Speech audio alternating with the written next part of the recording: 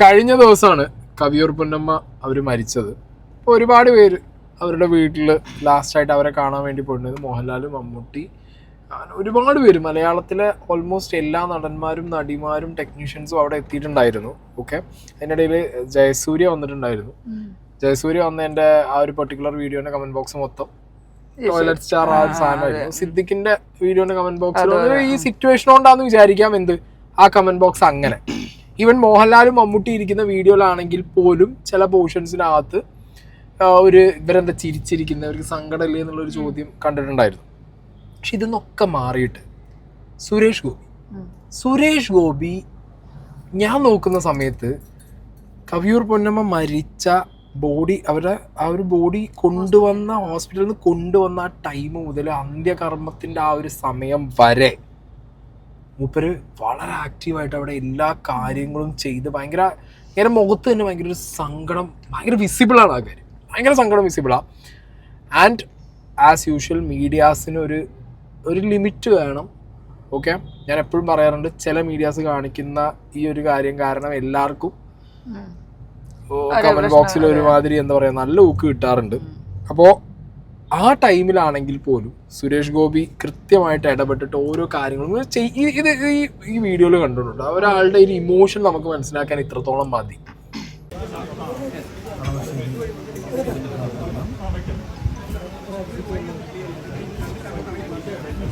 കുറച്ച് വൈഡ്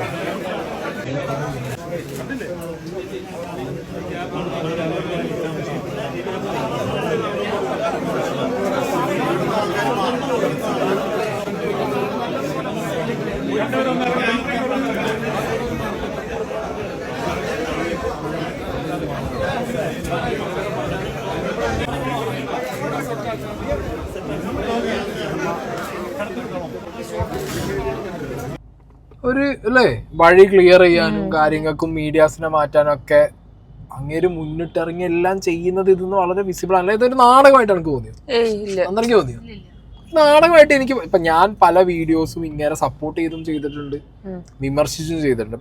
കണ്ടറിയാലോ ഓരോരുത്തരെ എങ്ങനെയാന്നുള്ളത് മുഖത്തെ എക്സ്പ്രഷൻ വെച്ചിട്ട് നമുക്ക് മനസ്സിലാവും. ഈ കമന്റ് ബോക്സിലെ കമന്റ് ഒന്ന് വായിച്ചാ, സുരേഷ് ഗോപി മന്ത്രിയാകും മുന്നേ നടന്മാരും നടിമാരും ഒരുപാട് പേര് മരിച്ചിട്ടുണ്ട്, അന്നൊന്നും തോളിൽ കയറ്റാൻ സുരേഷ് ഉണ്ടായില്ലല്ലോ. അതായത് ഒരു പെർട്ടിക്കുലർ വീഡിയോ ഞാൻ ഇവിടെ പ്ലേ ചെയ്യുന്നുണ്ട്. സുരേഷ്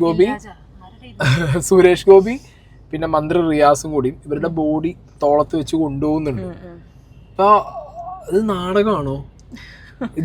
പറയുന്നവരെ നമുക്ക് പിന്നെ ഒന്നും പറയാനും പറ്റില്ല. അടുത്ത വായിക്കും. ഇത് കാണുമ്പോൾ ബിജുമേനോൻ അഭിനയിച്ച വെള്ളിമൂങ്ങ എന്ന സിനിമയാണ് ഓർമ്മ വരുന്നത്. എന്താ കാര്യം മനസ്സിലായി? കല്യാണ വീട്ടിൽ ചെന്ന കല്യാണ ചെക്കൻ, മരിച്ച വീട്ടിൽ ചെന്ന ശവം.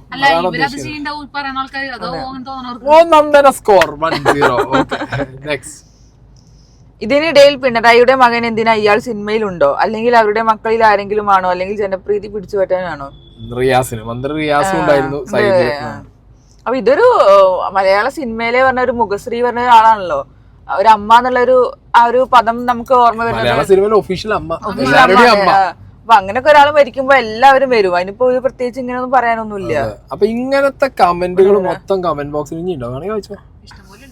ഇഷ്ടംപോലെ ഉണ്ട്. ഇങ്ങനെ മരണശേഷം എടുത്തു നടന്നിട്ട് കാര്യമില്ലെന്നാ എന്റെ ഒരു ഇത്. ജീവിച്ചിരിക്കുമ്പോൾ വയ്യാതായി കിടന്നപ്പോൾ ഇതൊക്കെ പോയി ഒരു നോക്ക് കണ്ടീനോ ആവോ. ഓക്കെ, അപ്പൊ ഇങ്ങനെ കുറെ കമന്റുകളാണ് സുരേഷ് ഗോപി റിലേറ്റഡ് ആയിട്ട് കമന്റ് ബോക്സിൽ. സുരേഷ് ഗോപിക്കാണ് ഏറ്റവും കൂടുതൽ നാടകമാണ്. സുരേഷ് ഗോപിക്ക് എപ്പോഴും ഇങ്ങനെ ഓരോ അത് ഒന്നാമത് അയാളുടെ രാഷ്ട്രീയത്തിനായിരിക്കാം. ഇവിടെ നിങ്ങൾ മനസ്സിലാക്കേണ്ട കാര്യം, കവിയൂർ പൊന്നമ്മ ഒരു ഇന്റർവ്യൂവിനകത്ത് പണ്ട് സുരേഷ് ഗോപി എന്താണ് ഇത്രത്തോളം സ്നേഹം എന്നുള്ളത് നമ്മൾ അറിയണമല്ലോ. ഇപ്പൊ ഈ കമന്റ് ഇട്ടവന്മാര് ചിലപ്പോൾ ഇത് കണ്ടു കാണില്ല. സുരേഷ് ശരിക്കും പറഞ്ഞാൽ ഞാൻ എടുത്തുകൊണ്ട് നടന്നതാ. ഞാനും കൊച്ചാണ്. 6 മാസത്തിൽ ഞാൻ എടുത്തോണ്ട് നടന്നിട്ടുണ്ട് ഈ സുരേഷ് ഗോപിയെ. ഒരു രസം കേൾക്കണം. ഏതോ ഒരു പടത്തിന്റെ സെറ്റില് ഒറ്റപ്പാലത്താണ്. ഒരു 4-5 വയസ്സുള്ള ഒരു കൊച്ച് നിക്കർ മാത്രമേ, വള്ളി നിക്കർ മാത്രം ഇട്ട് അവിടെ ഇങ്ങനെ നിൽക്കുന്നുണ്ട്. അപ്പോൾ എന്നെ ഇങ്ങനെ നോക്കുന്നുണ്ട്, എല്ലാവരെയൊക്കെ ഇങ്ങനെ നോക്കി എല്ലാം നല്ല പോലെ വാച്ച് ചെയ്യുന്നുണ്ട്. ഞാൻ കുറേ നേരമായിട്ട് ഇവനെ നോക്കിക്കൊണ്ടിരിക്കുക. കുറേ കഴിഞ്ഞപ്പോൾ ഞാൻ വിളിച്ചു, മോനിക്ക് വന്നേ. ഓടി അടുത്ത് വന്നു. മോൻ ആരെയാ ഇഷ്ടം? മമ്മൂട്ടി അങ്കിളിനെയാണോ